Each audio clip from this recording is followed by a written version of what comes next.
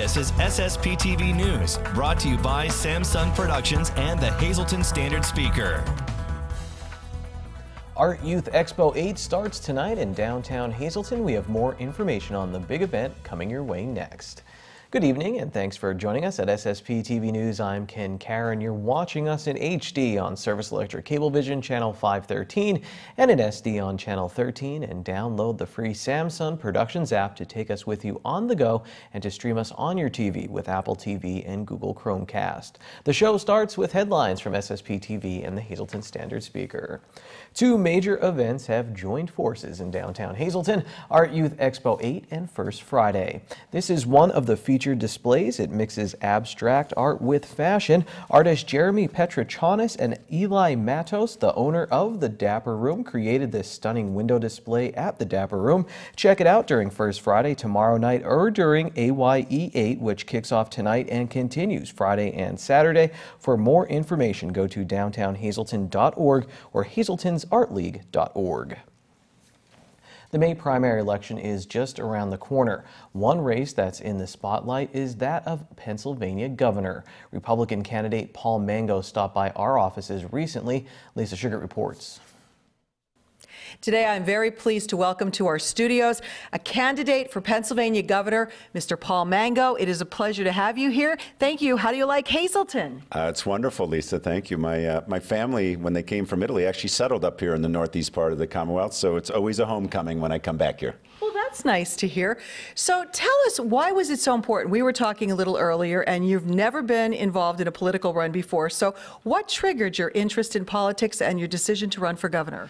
Yeah, and I think, as I mentioned, I consider this an obligation based on a life that has been extraordinary and blessed very much by God in this country. And I was asked to go to the government a couple of times down in Washington, D.C. Very excited about those opportunities to work for a couple different presidents, but they weren't ready to really change. They asked me to go to Health and Human Services, to the Veterans Administration, and when I tested to see if they were really serious about bringing change, they weren't. And then people started asking me about running against Senator Casey, because I've been a big supporter of a lot of our Republican senators for a long time. And I had trouble getting a good answer as to what a freshman senator in Washington, D.C. gets done. And because I'm very interested in impact, I said, no, I don't want to do that. And they said, well, why don't you explore the opportunity to run for governor? So I went out and I actually spoke to 7 other governors. Rick Scott in Florida was one of my clients at one time. Bobby Jindal, who was a former McKinsey & Company guy. Doug Burgum up in North Dakota, former McKinsey. Charlie Baker in Massachusetts was a healthcare executive that I had some interactions with. I talked to Tom Ridge. I talked to Tom Corbett. I talked to Jeb Bush, who was a board member of one of my clients for a long time. They all gave me the same answer. They said, you could have tremendous impact. Go do this. And for the ones that were outside Pennsylvania, they said, we'll trade you Pennsylvania for what we have. They understand the potential we have here. And I think it's quite extraordinary, the potential that we have as a Commonwealth. Now, I know we don't have a lot of time to talk about your platform, but if you could highlight like 3 things that you think are very important and crucial to the state of Pennsylvania right now, what would they be? Number 1 is to bring our jobs and our children back home. We have lost jobs the last 9 months in a row. This is during the Trump economic boom, and of course we're losing population. We've lost about 100,000 of our fellow citizens in the last couple years, mainly our young folks. I have 5 daughters. 3 of them have left the Commonwealth. I want to bring them back. I want to bring our kids, I want to bring our grandkids back, and I want to bring our jobs back, because Pennsylvanians deserve a lot more prosperity than what we're experiencing right now. Now, I know you are our guest on the Sam Lassance Show here as well, so people will get to learn more about you. But for our viewers watching here today, what would you say to them as to why they would want to vote for Paul Mango? Yeah, well, I think I bring a totally different set of leadership training and experiences to this. I'm a West Point graduate. I led soldiers in the 82nd Airborne Division. I'm a graduate of the Harvard Business School, and I built a big business over 25 years. That's a set of experiences that no one else in this race has. 2, I have a positive, compelling vision and agenda for what Pennsylvania can be and what it must be. And I've spent a lifetime, a professional lifetime, solving big problems. We have a lot of them, but you know what? We can solve them. This is within our grasp, and I believe I'm the leader to do that. Well, it's been a pleasure talking with you. I hope you will visit our studios again so we have more time to sit down and discuss the upcoming race. And again, thank you for being here. Okay, thank you, Lisa. Really appreciate it. Paul Mango, a Republican candidate for the governor of Pennsylvania. Thanks, Lisa. And Paul Mango will appear on a new Sam Lassant show that premieres tomorrow at 9 a.m. with rebroadcasts at 1:30 p.m., 7 p.m., and 9:30 p.m. Or watch anytime with the Samsung Productions app or at SSPTV.com. Frankie's Pizzeria and Restaurant in Hazleton is closed through April 15th for remodeling. In the meantime, they're hosting a job fair. They're looking for delivery drivers, short order cooks, dishwashers, and prep people. Interviews are tomorrow from 10 a.m. until 2 p.m. at the restaurant. Frankie's reopens with a brand new look on Monday, April 16th. Coming up in sports, we'll talk about a new racing division at Mahoning Valley Speedway and one of the drivers in it in our Keeping Track segment. Up next, Charles McElwee talks about big business, SpaceX, and the Hazleton area in our local history segment. This is SSP TV News, your place for 24 hours of your hometown news and information.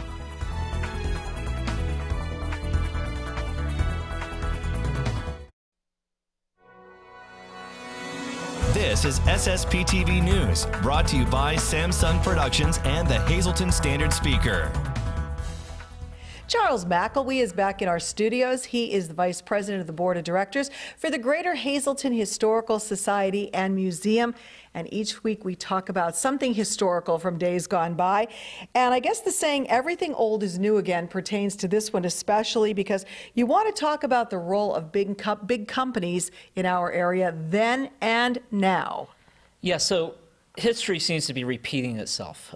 In the late 19th century, Mark Twain famously referred to that period as the Gilded Age, one when you had these big companies that were more or less dominating not only local economies, but even the national economy. And that's when you had Theodore Roosevelt coming in the early 1900s and trust busting and really that age of progressivism that took hold through World War I. But I want to compare that period to today. So we live in this age of paradox. People are increasingly distrustful of corporations, from the Facebook data breaching scandal to questions about Amazon's nationwide. People are responding to that. And at the same time, these companies are increasingly filling the void that has been left behind because of the inertia of government, especially in Washington. But these companies are filling the void, whether it's Elon Musk sending a rocket to space through SpaceX, which we saw earlier this year, or we have Amazon and its relationship with the U.S. Post Office. And we've been here before, and it applies here in Hazleton. In the late 19th century, this was a center for innovation and technology. It was a mini Silicon Valley. It's funny that you would call us a mini Silicon Valley. I mean, people are probably like, what is he talking about? But it's true. So this was the third city in the United States to have a full electric grid, thanks to Thomas Edison. It was Thomas Edison who suggested that we have a third rail electric car system that became a model for the Long Island Railroad in New York City in the 1900s. And then in Humboldt, or in Harwood, we had the Harwood generation station. And that was the first generating station of its kind in the Western Hemisphere. So really, this was a center for innovation. And it was companies, or the company bosses, that filled that void of government in the late 19th century. They endowed these projects. They filled the void when it came to philanthropy. They created our infrastructure when you think of the Wilkes-Barre and Hazleton Railroad system. And the same can be applied today. While we're increasingly distrustful of big tech, or there's an increasing cynicism, at the same time, we're confronting the inescapable reality, which is the growth of corporate America in the sense of these companies filling the void and carrying out the infrastructure projects and the technological endeavors that may have once been associated with the government.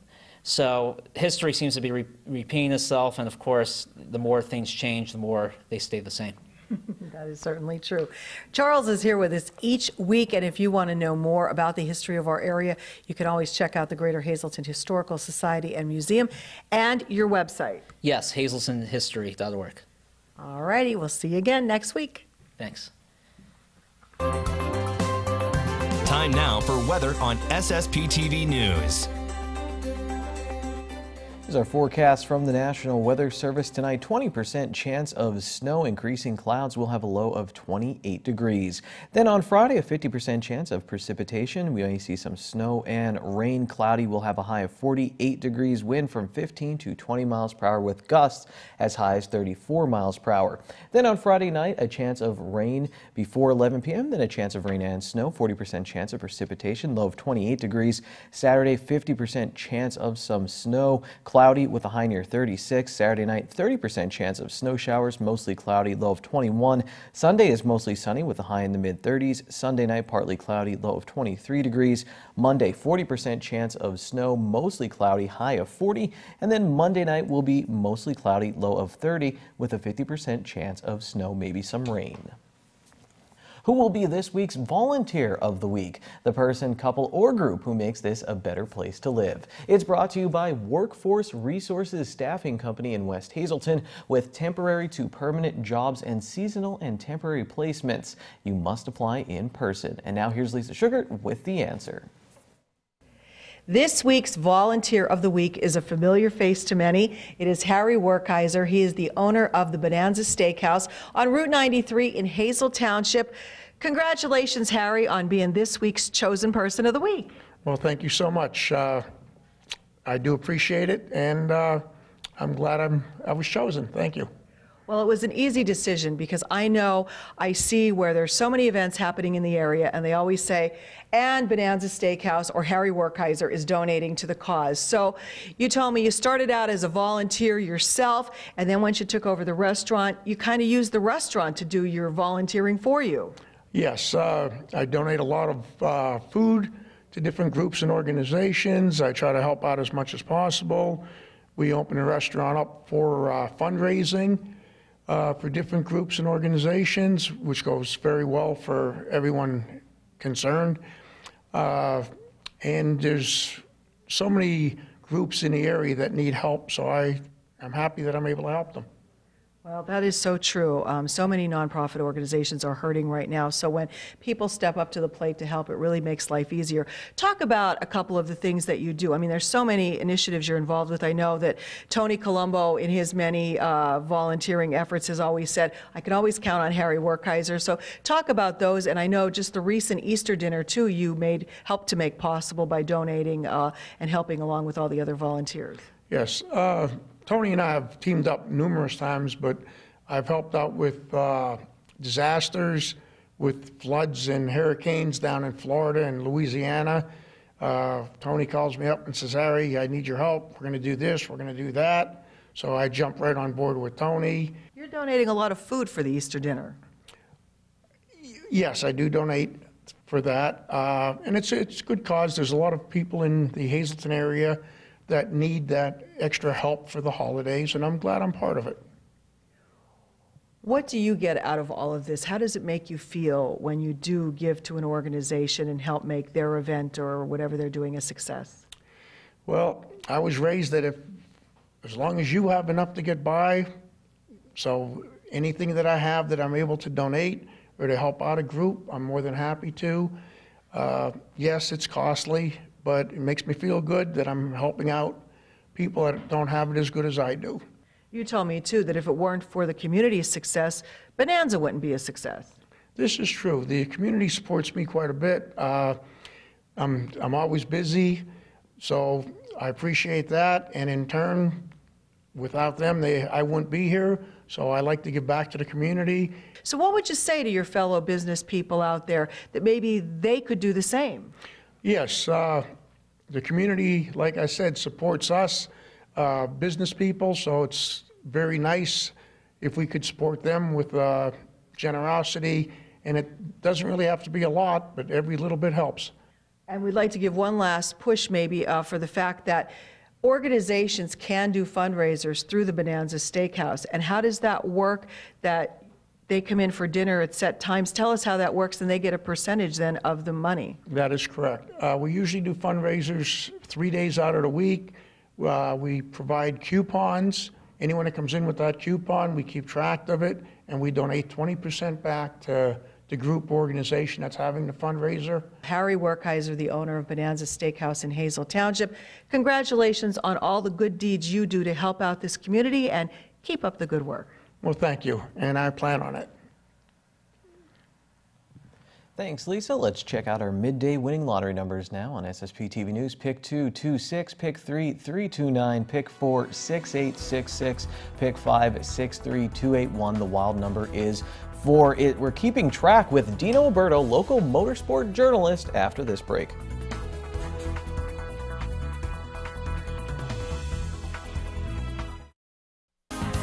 Time now for sports on SSPTV News. Welcome to another Keeping Track segment with Dino Alberto, local motorsport journalist, general manager at Mahoning Valley Speedway, president of the Eastern Motorsports Press Association, and I said all around great guy.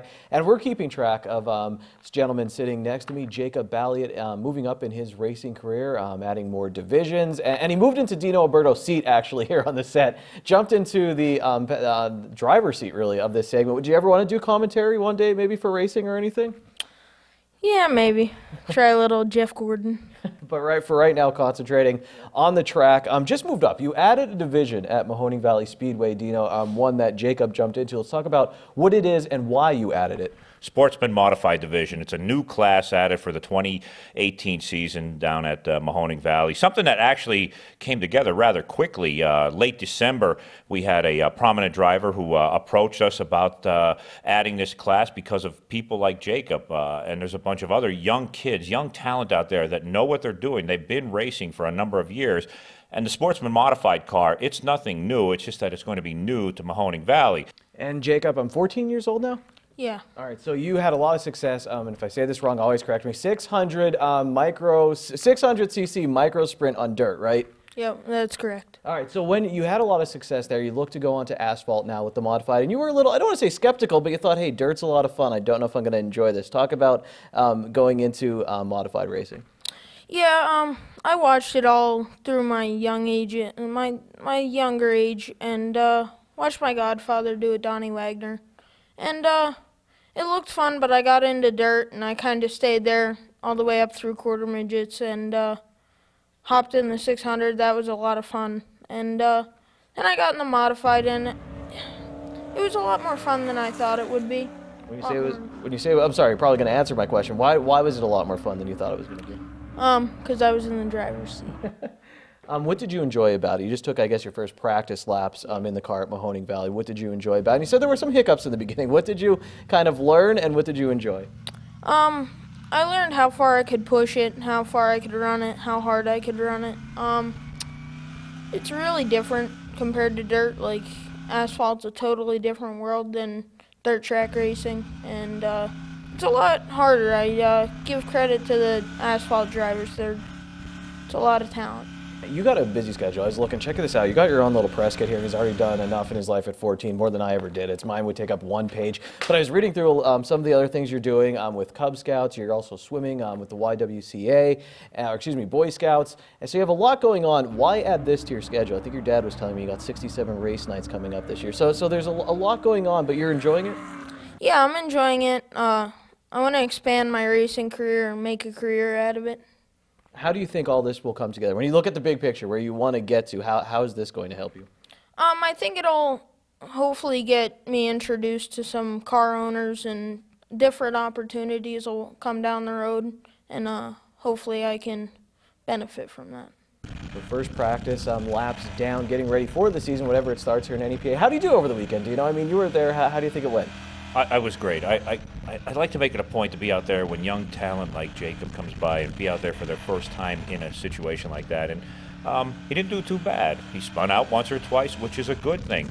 As a matter of fact, he mentioned about his godfather, Don Wagner. And Donnie is a track champion, past winner between here, Mahoning Valley, on tours and all, what have you. But I said to Donnie, did you give this kid any advice? He said, absolutely not. He goes, I just wanted him to get out there, drive the car, feel the car, and he did. And, you know, I think he did. By the end of the practice session, this kid was turning, you know, laps that would be relative to what race night would be.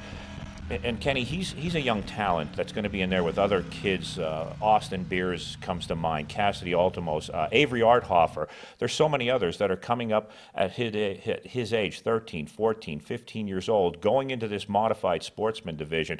But they're also going to be racing against veteran drivers. Some of them are their parents, actually, and some of them are guys that are coming in from all throughout the region. And these kids who already have, I would bet, 10, maybe more years of experience. They just made that transition, and this kid is one of them, and the other ones that we mentioned, they'll be fine. I think it's so cool. This kid, do you realize he's going to be doing dirt and asphalt almost on a weekly basis on the same weekend, and that's just really a lot of focus, and there's a lot of hard work being put into it. But the kid is being brought up on the right path, and he's a very respectful driver, which I like about him, and I like about that with all the other young talent that we've been dealing with. So he's getting his name out there. He's doing it the proper way. And it's not overbearing, to say the least. You might think it is 67 races. That's like a World of Outlaw kind of tour, but you know, they're taking it just one race at a time. And I threw your resume and everything down there. I apologize as we were doing the segment, but now I lost, because if you want to follow Jacob's career, there's a website, right? Do you know the website? www.jtbmotorsports.com. The schedule's on there. There's a whole bunch of other stuff, the sponsors and everything. So check it out, keep track of his career, and make sure you're keeping track of Dino Alberto as well. You could read some of his work in the Standard Speaker. Good evening, everyone. Here's today's Talk of the Town. The Great PA Cleanup will be held on Saturday, April 21st, but if you would like to participate in this event, you must RSVP by April 9th. To RSVP, you can go to hazeltonchamber.org or call the chamber at the number on your screen. St. Michael's Ukrainian Catholic Church will be having a Holupki and Holushki sale on Saturday, April 21st from 12 noon until 3 p.m. But you must pre-order for this event by April 10th. To pre-order, you can call the church at the number on your screen. The American Cancer Society will be having a craft and vendor show on Saturday, April 21st from 10 a.m. until 4 p.m. at Good Shepherd Church and Drums. There will be over 25 vendors, homemade crafters, and tricky trays. The Shenandoah Area Free Public Library will be sponsoring a bus trip to Mohegan Sun Casino on April 29th. The cost for the trip is $25, which will include $25 in slot play and a $5 food voucher. To make reservations for a spot on the bus, you can call one of the two numbers on your screen. And that's today's Talk of the Town. SSPTV News would like to send our sincere condolences to the family and friends of these who recently departed. Francis G. De Palma of Hazleton. Mass is Saturday at 10 a.m. at Most Precious Blood Church in Hazleton. Friends may call Friday from 6 to 8 p.m. at the Firo Funeral Home in Hazleton. And Sophia E. Yakinovich of Hazleton. Mass is Friday at 10 a.m. at the Church of St. Joseph in Hazleton. The Frank J. Bonham Funeral Home in Hazleton is in charge of the arrangements. Attention pay-per-view subscribers! If you see your name now on SSPTV News, you can call in and win a free movie from Service Electric Cablevision.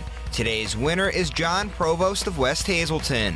Call now and leave a message at 570-455-7267 extension 104 for your free movie.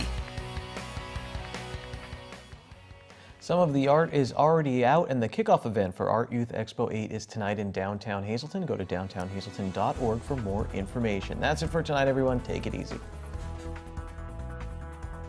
Watch us online anytime at ssptv.com and follow us on Facebook and Twitter.